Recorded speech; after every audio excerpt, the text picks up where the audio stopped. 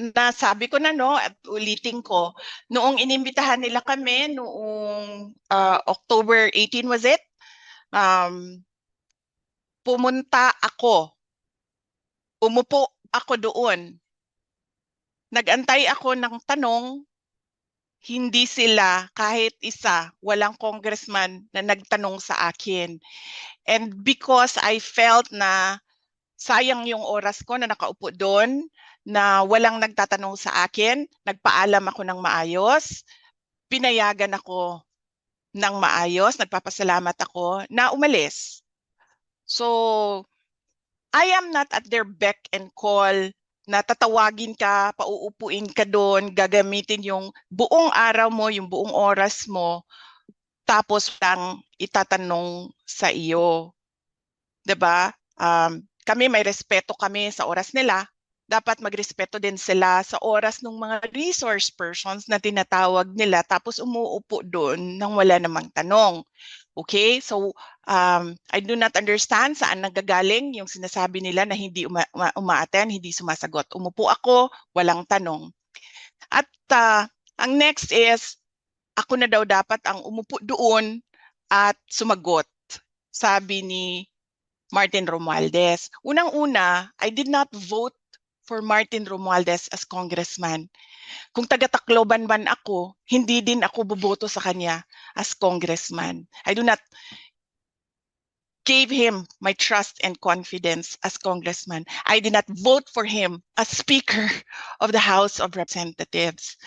Diba?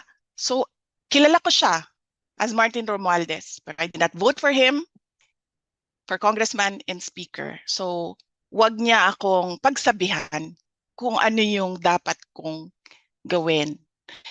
And then, doon naman sa apat, lagi kong inuulit-ulit yan. Hindi ako yung uupo doon, sila yung uupo doon, sila yung iinsultuhin, sila yung babastusin, sila yung mamaliitin. So, kailangan yung tao ang mag-decide. Kakayanin ko ba ito o hindi? Kung kakayanin ko ito, pupunta ba ako o hindi? I cannot tell people what to do, especially if it will put them under so much mental stress and torture. So, ang akin lang, kung ano yung desisyon nila, yun yung susuportahan ko. Thank you very much. VP, just to clarify lang po, the first hearing where you attended po, hindi raw po kasi kayo nag-oath, kaya hindi po nila kayo tinanong yung oath po na which you will say the truth na nothing but the truth po. Kaya hindi na po sila nagtanong. Yes, opo.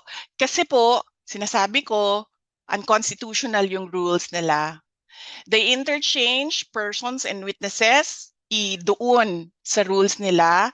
They say inquiry, they interchange inquiry and investigation doon sa rules nila. Walang investigatory prosecutorial powers ang Congress. They can only do in aid of legislation and they must respect the rights of persons appearing therein. But hindi na natin nakikita yun ngayon.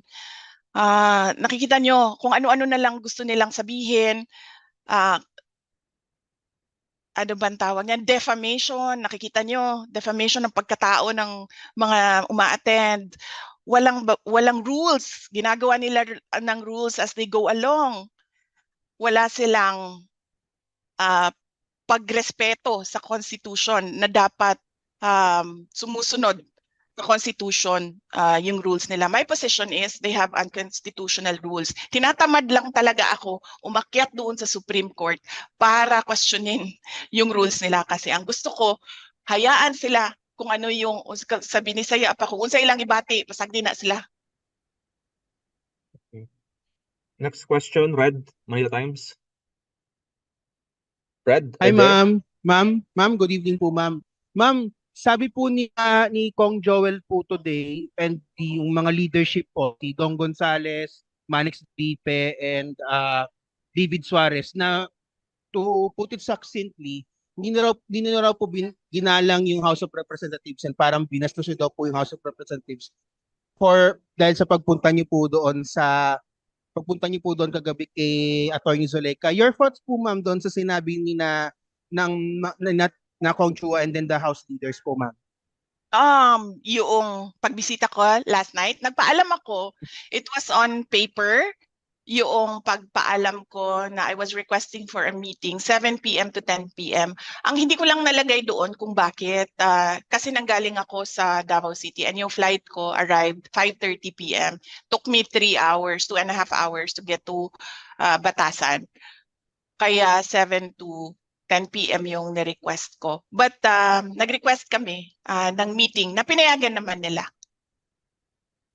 Ma'am, kasi po parang sinasabi po nila na parang ano daw po yun eh.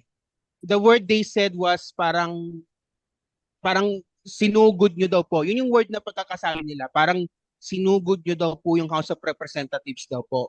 I mean, your reaction lang po, ma'am. Kasi parang ang dating po sa kanila, parang kayo bro, sumusugod daw po kayo, pumapunta po kayo, pero sa mga hearings, hindi daw po kayo nagpa-participate. Pumunta po kayo kay former President Duterte sa Quadcom, pumunta po kayo kay Yusek Lopez, pero sa mga hearings daw po hindi po kayo pumupunta. Yes, tama 'yon. Tama 'yan.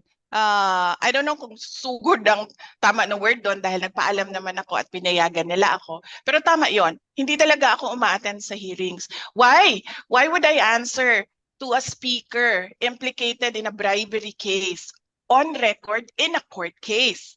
Why would I answer to a member of hanggang ngayon, hindi ko alam bakit member pa ito ng House of Representatives, convicted of child abuse, taking IP children doon sa amin sa Davao City, dadalhin sa Manila.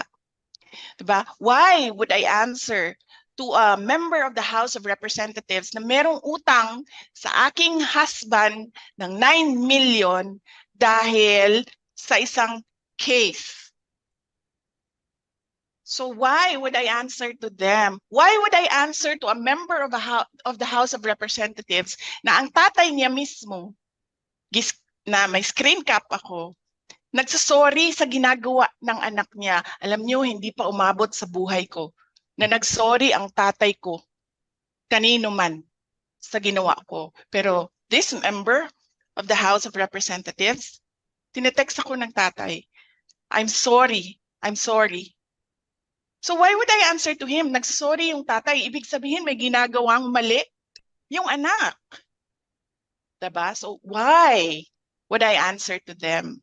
I am here because of Yusek Lopez, and I will be here for Gina, for Lemuel, for Sunshine and Edward, and whoever magagaling sa Davao na ipapatawag nila. I understand si Barbara, si Carla, ipapatawag nila, si Bandiding papatawag nila. I will be here for them. And all the rest na makontempt. I will be here for President Duterte, but I will not answer to members of the House of Representatives, especially sa may utang ng 9 million sa hindi naman sa pamilya namin, sa law firm ng husband ko. That is 9 million na dapat ini-enjoy ng pamilya namin, pero hindi niya binabayaran.